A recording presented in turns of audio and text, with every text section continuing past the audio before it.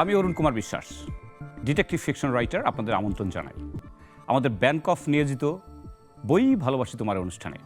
আপনারা জানেন আমাদের অনুষ্ঠানে প্রতি পর্বে একজন নতুন অতিথি নিয়ে আমরা উপস্থিত হই, বইয়ের আড্ডা হয়। সেখানে কেন আমরা বই পড়ছি না সব বিষয়ে আমাদের আলোচনার মধ্যে থাকে। আমাদের আজকের আড্ডার মধ্যমণি মশিউর রহমান শান্ত, বিশিষ্ট গল্পকার এবং উপস্থাপক বটে। কেমন আছেন আপনি?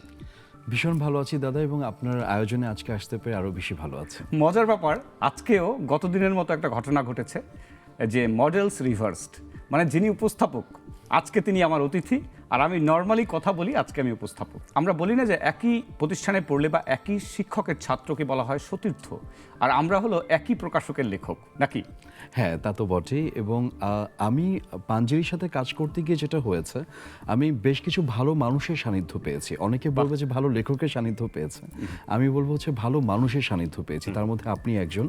এবং আসলেই একটা অসাধারণ যাত্রা পাঞ্জেরির সাথে। এবং আমাদের বিশিষ্ট সাহিত্যিক বঙ্কিমচন্দ্র একটা কথা বলেছিলেন যে কবিতা বুঝতে গেলে কবিকে বুঝতে হয়। আমি ঠিক ওরকম করে বলতে চাই, ভালো লেখক কিংবা কবি হতে গেলে সম্ভবত ভালো মানুষ হতে হয়। এ ব্যাপারে মন্তব্য কি? অবশ্যই। এবং আমার কাছে বরাবরই যেটা মনে হয় যে দুনিয়াতে অন্যান্য যারা মানুষ রয়েছেন বা যারা কাজ করছেন, তারা দুনিয়াকে যেভাবে দেখেন এবং লেখক একটু অন্যভাবেই দেখেন। লেখক বিভিন্ন মানুষের জীবনের মাঝে গল্প খুঁজে পান এবং সেই গল্পগুলোকে আলাদাভাবে অনুভবও করতে পারেন। সেই অনুভূতিটা আসলে ভালো মানুষের কাছেই থাকে। সেই অনুভূতিটা আসলে সবাই চাইলেও করতে পারে না। না, কিন্তু এখানে আমি আবার নিজেই ডিসেন্ট দিচ্ছি যে মানুষ তো ভালো মন্দ মিলিয়ে মানুষ হতে পারে। একজন মন্দ মানুষ কিন্তু তার দেখার চোখ আছে, তিনি গল্প বানাতে পারেন, গল্প লিখতে পারেন, অথচ ব্যক্তি হিসেবে হয়তো উনি ততটা সলিড নন। সেক্ষেত্রে কি হবে? সেটা তো আসলে ডিপেন্ড করে সব কিছু। তো মানে এই জিনিসগুলো নিয়ে জাজ করতে গেলে না অনেক কমপ্লিকেটেড কিছু ব্যাপার নিয়ে কথা বলতে হবে, এবং যে কমপ্লিকেশনসের কোনো শেষ নেই। যেমন অনেকে কাজের উপরে ডিপেন্ড করে তাদেরকে জাজ করা যেতে পারে। অনেকের সময় দেখা যেতে পারে যে সে হয়তো ভালো কাজ করছে না কিন্তু মানুষ ভালো। তো মানে বাইরে থেকে বোঝাটা সত্যি মুশকিল। আমরা যদি অস্কার ওয়াইল্ডের কথা বলি, উনি কিন্তু দীর্ঘদিন কারাবরণ করেছেন এবং একটা বাজে কাজের জন্য। আবার যদি আমি আর্থার কোনান ডয়েলের শার্লক হোমসের কথা বলি, উনি খুব তুখোর গোয়েন্দা ছিলেন, কিন্তু একই সঙ্গে উনি কিন্তু কোকেন আসক্তও ছিলেন। অনেকে বলে এই আসক্তি নাকি তার ক্রিয়েটিভিটি অফ দ্য ব্রেইন এটাকে অনেকটা বাড়িয়ে ছড়িয়ে দিত। এটা আর কি আমার শোনা কথা, এটার কোনো ওরকম সমীক্ষা করে কেউ বলেনি। আচ্ছা, বইমেলা নিয়ে এবারে কি অভিজ্ঞতা? বইমেলার অভিজ্ঞতা ভালো, কারণ প্রতিটা লেখকের জন্যই বইমেলা একটা আনন্দের জায়গা, উৎসবের জায়গা। এবং আমরা যারা লেখালেখি করি তারা তো আসলে মুখিয়ে বসে থাকি যে কবে নাগাদ বইমেলা শুরু হবে, আমরা পাঠকের কাছে যেতে পারবো। এবং পাঠকের কাছে, পাঠকের সান্নিধ্যে যাওয়াটা, কাছ থেকে তাদের যে প্রতিক্রিয়াটা দেখা, এটা ভীষণ আনন্দের হয়। আমার জন্য তো এটা বরাবরই ভীষণ আনন্দের, এবারও তাই হয়েছে। এবং আমি মনে করি যে এটা ওই যে একজন পাঠক আমার বইটা ধরে দেখছে, উল্টে পাল্টে দেখছে, এক সময় অবধি এটা আমার কাছে একটা মানে অনির্বচনীয় আনন্দ ছিল। এখন অনেকে আসে, অটোগ্রাফ দিই, এখন হয়তো ওই ফিলিংসটা ওভাবে নেই, বাট তারপর একজন পাঠক যখন আমার বইটা কিনছে, দেখতে ভাল লাগে। হ্যাঁ, আমি বরাবরই আসলে পজিটিভ মানুষ, তো আমি সব কিছু মাঝে না পজিটিভিটি খুঁজে পাই। যেমন যারা অনেকে আমাকে রেডিওতে শুনেছে আর যে শান্ত হিসেবে যারা আমাকে চিনে, তাদের ক্ষেত্রে আমি অনেক সময় দেখেছি যে অনেকে হয়তো বই পড়েনি, কিন্তু ভালোবাসার জন্য তারা লিসনার হিসেবে হয়তো বা সে বইটাকে কালেক্ট করেছে, ছবি তুলে পাঠিয়েছে। এবং আমি যখন জিজ্ঞেস করছি যে বইটার কোন অংশটা ভালো লেগেছে, তারা হয়তো বলতে পারেনি। তো আমার জায়গায় বা মানে অনেকের জায়গায় হয়তো বা এটা মন খারাপের একটা কারণ হতে পারে যে আমার বই তো পড়েনি, শুধুমাত্র নিয়ে রেখেছে। কিন্তু তার পরবর্তীতে আমি যেটা ভাবলাম, বইটা তো ঘরে আছে, কোনো একদিন হয়তো বা তার সূত্র ধরে অন্য কেউ পড়তে পারে এবং তারও হয়তো বা পড়ার অভ্যাসটা গড়ে উঠতে পারে। তো যখন কারো বই প্রকাশ হয়, অনেকে বলে না যে মানে কালের পরিক্রমায় সে হারিয়ে যাবে বা এই লেখক তো টিকে থাকবে না। টিকে থাকবে কি থাকবে না এটা আসলে মানে আমরা তো কেউ জানি না। তো তারপরে যারা চেষ্টা করছে সে তো অন্য কিছু করতে পারতো। এবং এখানে দুটো পয়েন্ট খুব ইম্পর্টেন্ট। আমি বই উপহার দিতে কখনো পিছপা হই না কেন, প্রথম কথাটা এটা সে খেয়ে ফেলতে পারবে না। আমি বিপরীতে কিছু আশাও করছি না, বরং ওই বইটা সে না পড়ুক, কেউ না কেউ পড়বে।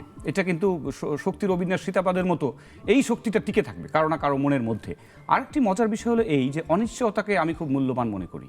আমি যদি জানতাম শান্ত যে আমি কবে মারা যাব, তাহলে সম্ভবত জীবনটা আমার কাছে সবচেয়ে দুর্বিষহ মনে হতো। এই যে প্রতি মুহূর্তে কি হচ্ছে, অস্থিরতা, অস্থির সময়, এটার একটা পজিটিভিটি কিন্তু রয়েছে। অনিশ্চয়তা কিন্তু এক ধরনের আনন্দও দেয়, থ্রিল, যেটা নিয়ে আমরা লেখালেখি করি আর কি, অ্যাডভেঞ্চার। আসলেই তাই। এবং আমার ক্ষেত্রে বইয়ের যে অবদানটা, মানে আমার জীবনের পুরো মিশন ভিশন সব কিছু পরিবর্তন করে দিয়েছে বই। কারণ আমার তেমন কোনো বন্ধু ছিল না, আমি খুবই আনসোশ্যাল ছিলাম, আমি কথা খুবই কম বলতাম, ইন্ট্রোভার্ট প্রকৃতির। খুবই ইন্ট্রোভার্ট ছিলাম। এবং আমার এখনও মনে পড়ে, আমি যখন ক্লাস 10-এ পড়ি তখন আমাদের যে এলাকায় একটা লাইব্রেরি ছিল, আমি সেই লাইব্রেরিতে যেতাম, প্রতিদিন একটা বই নিতাম এবং তার পরের দিনই আমি সেই বইটা আবার পড়ে দিয়ে আসতাম। তো যে লাইব্রেরিয়ান ছিলেন ওনার মনে একবার সন্দেহ হলো যে আসলে কি ছেলে প্রতিদিন একটা করে এত বই তাড়াতাড়ি নিয়ে কি করে বই যায়, শেষ এত করে? তাড়াতাড়ি পড়ে কিভাবে। হ্যাঁ, এবং আমার এখনো মনে আছে আমি টানা 178টা বই এভাবে টানা পড়েছি। মানে আমি নিয়েছি, তারপরে দিয়েছি, আবার নিয়ে এসে আরেকটা, এমন করে গিয়েছে। এবং তার পরবর্তীতে ওনার সাথে যখন আমি গল্প করা শুরু করলাম এবং উনি দেখলেন যে বিভিন্ন গল্পের চরিত্র নিয়ে আমি কথা বলছি, জোছনা অজরনের গল্পে নাইমুলকে, মরিয়মকে, বা অন্যান্য আরও যে গল্পগুলো আমি পড়ছি সেই গল্পগুলো চরিত্র নিয়ে কথা বলছি, তখন উনি বুঝতে আশ্বস্ত পারলেন হলেন যে না, যে সে আসলে তো পড়েছে। পড়ে। এবং এটাকে বলে ক্রিটিক্যাল থিঙ্কিং। তো লেখক হিসেবে সেক্ষেত্রে তোমার পরিকল্পনা কি, মানে কিভাবে আমার গল্পই আমার পরিকল্পনা বলতে গেলে আমি প্রথমে বলবো হচ্ছে আমি গল্প বলে যেতে চাই, সেটা যে কোনো মাধ্যমে। আমার রেডিওতে আমি যে অনুষ্ঠানগুলো করেছি, ধোঁকা, প্রতারণার গল্প নিয়ে, বি পজিটিভ, একটি পজিটিভ বাংলাদেশের গল্পকে ছড়িয়ে দেওয়ার চেষ্টা করে, তারপর সেই গল্পগুলোকে আমি বিভিন্ন সময় আমি লিখেছিও। অনেক সময় আমার রেডিওতে ভূতের গল্পগুলো যেগুলো ছিল সেগুলো নিয়েও বই বের হয়েছে। আমি চাই গল্প ছড়িয়ে দিতে, সেটা যে কোনো মাধ্যমে হোক, সেটা গল্পের বইতে হোক, সিনেমাতে হোক, কিংবা চ্যানেলে যে টেলিফিল্ম গেল আমার বা নাটক গেল, সেগুলোর মাধ্যমে। তো সেই গল্পগুলোকে ছড়িয়ে দিতে পারলে না আগ্রহর জায়গা এমনিতেই তৈরি হবে।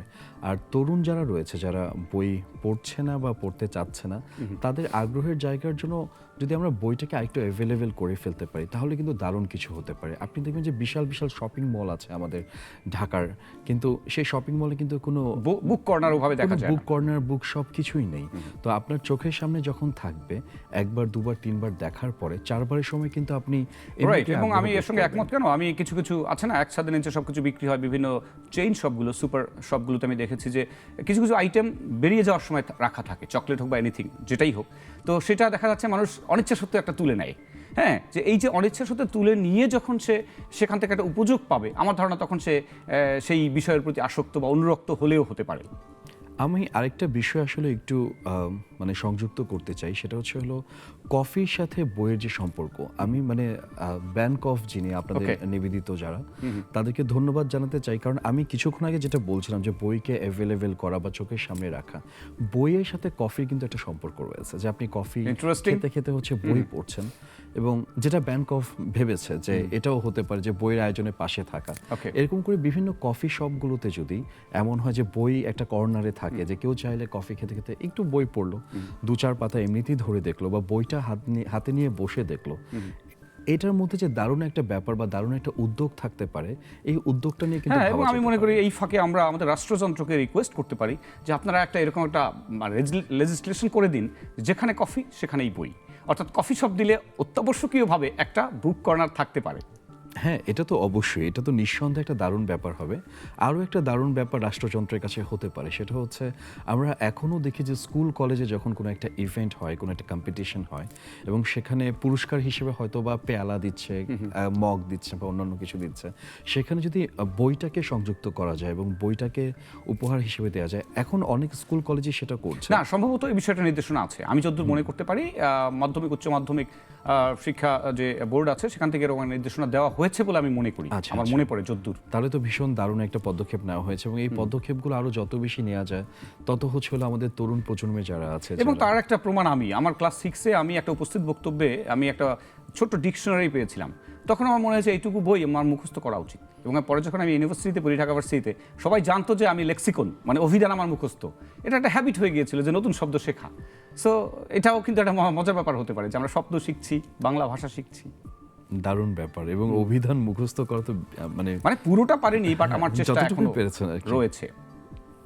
আচ্ছা, আমি আরেকটা প্রশ্ন জানতে চাই যে এই যে বর্তমান যে আমি অস্থির বা স্থির কি সময় বলবো না, বুঝতে পারছি না, লেখালেখি, এই যে তুমি যে গল্পগুলো করছো, সময়টা কিভাবে এখানে মানে ইনসার্টেড হচ্ছে? সময় ধরে রাখাই তো একজন গল্পকার বা সাহিত্যিকের কাজ।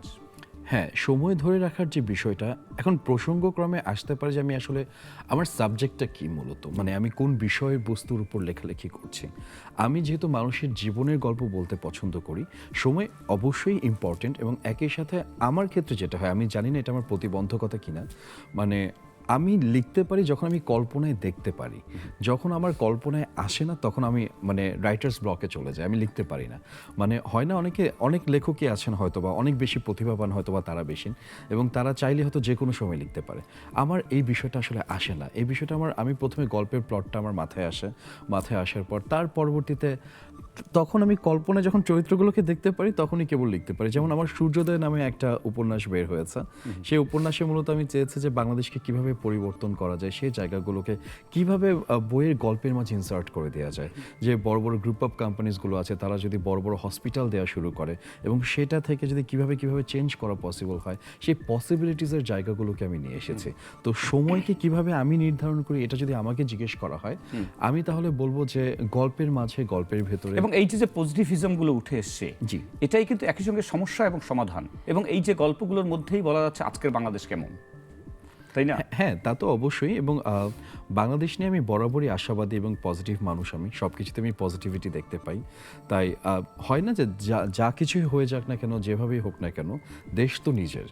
দেশকে যদি আগলে রাখতে হয় সেটা আমাকে আগলে রাখতে এটা হবে। আমারও কথা, তবে এটার মধ্যে একটু এড়িয়ে যাওয়ার প্রবণতাও কিন্তু থাকে। আমি যদি একটা নেতিবাচক ঘটনাকে ইতিবাচক দেখতে চাই, তাহলে যারা অনেক সময় আছে, তাহলে কিন্তু এই সমস্যার গোড়ায় কিন্তু আমরা পৌঁছতে পারি না। না, ইতিবাচকভাবে কিন্তু আমাদের ওই চ্যালেঞ্জগুলোকে কিন্তু মোকাবেলাও করতে হয়। হ্যাঁ, তা তো অবশ্যই। এবং যারা রাষ্ট্রযন্ত্র চালাচ্ছেন তাদের হাতে এই বিষয়টা সম্পূর্ণ। সেক্ষেত্রে লেখক কবিদের একটা বড় ভূমিকা থাকে। যদি আমাদের রাষ্ট্রযন্ত্র পাঠে অনুরাগী হন, তাহলে হয়তো বুঝতে পারবেন যে সময়টা কিরকম যাচ্ছে।